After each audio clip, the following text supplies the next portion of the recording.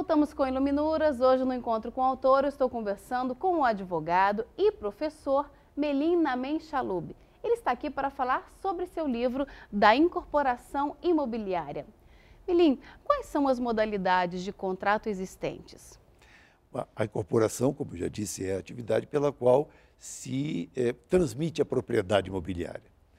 Por isso, as modalidades mais frequentes são aquelas conhecidas no direito comum: o contrato de compra e venda, o contrato de promessa de compra e venda e, mais recentemente, a partir da Lei 9.514 de 97, o contrato de compra e venda com pacto adjeto de alienação fiduciária.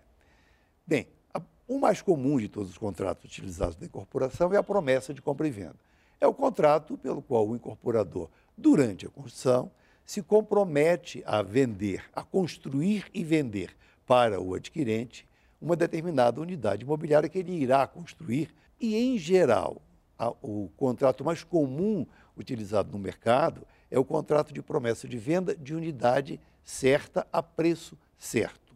Ou seja, é uma venda a risco total do incorporador. Como é que a pessoa que está adquirindo, por exemplo, um imóvel na planta, ela pode se proteger? Porque para quem está comprando, sempre existe aquele medo de acontecer algum problema durante a obra. Não, a questão do atraso, acho que as pessoas até já estão meio acostumadas, não é? Mas de acontecer um problema mais grave. Como é que as pessoas podem se proteger e ter a certeza de que estão comprando um empreendimento que vai dar certo, que vai ser entregue da forma como ela esperava? Bem, esta lei 4.591, de 64, já estabelece mecanismos de proteção muito importantes para os adquirentes. Em primeiro lugar, é a primeira coisa que o adquirente precisa fazer para se sentir seguro é examinar o memorial de incorporação no registro de imóveis. Quase ninguém faz isso, mas isso é indispensável para que ele examine as características. Examine, em primeiro lugar, a legitimidade e habilitação do incorporador para vender. Ou seja, ele tem que examinar o título de aquisição do terreno por parte do incorporador. E isto ele examina no memorial de incorporação no registro de imóveis. Esse memorial é acessível a qualquer cidadão. Qualquer cidadão que queira pode chegar e tem o direito de chegar no registro de imóveis e pedir esse dossiê, examinar ponto por ponto do dossiê. A escritura, o registro do terreno em nome do incorporador, o projeto de construção com a devida aprovação pelas autoridades, o orçamento da obra, o prazo programado para a conclusão da obra, a sua fração ideal de terreno, a área da construção da sua unidade, porque existem ali determinados quadros que estabelecem e que revelam a área de cada unidade, as áreas das partes comuns. Tudo isso, independentemente daqueles folhetos de publicidade. Porque as pessoas normalmente só olham ali, bom, é uma boa planta, o empreendimento oferece muitas vantagens, ok, vou comprar, mas esquece realmente dessa parte. Agora, Melim, falamos sobre essas novas leis que trouxeram benefícios, mas você acha que essa atividade ainda precisa ser aperfeiçoada? Ah, sem dúvida, porque, na verdade, ao se conceber uma lei, essas leis são mais ou menos recentes, não se consegue ver toda a sua aplicação na prática, todos os seus efeitos práticos. E na medida em que agora nós vivemos um momento de grande expansão da atividade imobiliária e do crédito imobiliário, começam a surgir algumas situações que indicam a necessidade de um aperfeiçoamento na legislação, aqui ou ali.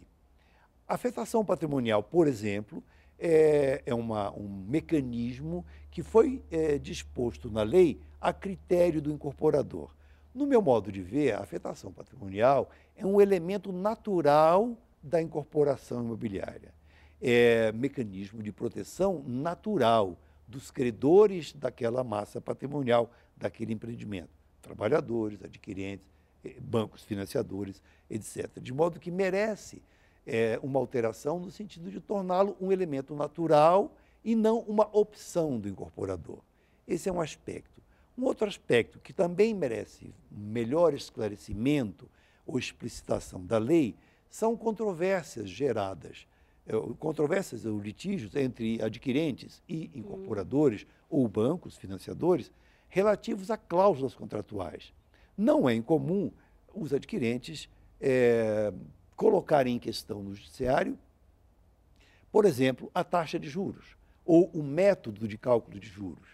E aí sustentam que a incorporadora ou o banco está cobrando equivocadamente a taxa de juros, entendendo que a sua prestação deveria ser num valor e não num determinado valor e não no valor que está sendo cobrado pelo incorporador ou pelo banco.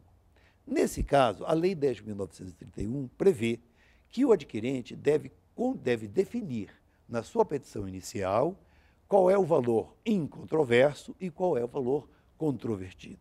Diz a lei que ele deve prosseguir o pagamento ao próprio credor diretamente a parcela incontroversa e deve depositar em juízo a parcela controvertida.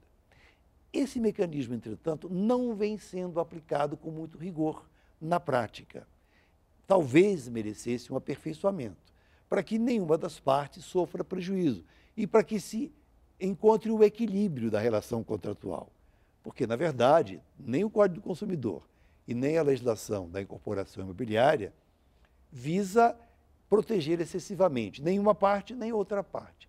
Visa buscar o equilíbrio do contrato, para que o programa contratual seja executado até o final e, assim, com a sua execução, se alcance a realização da função social do contrato.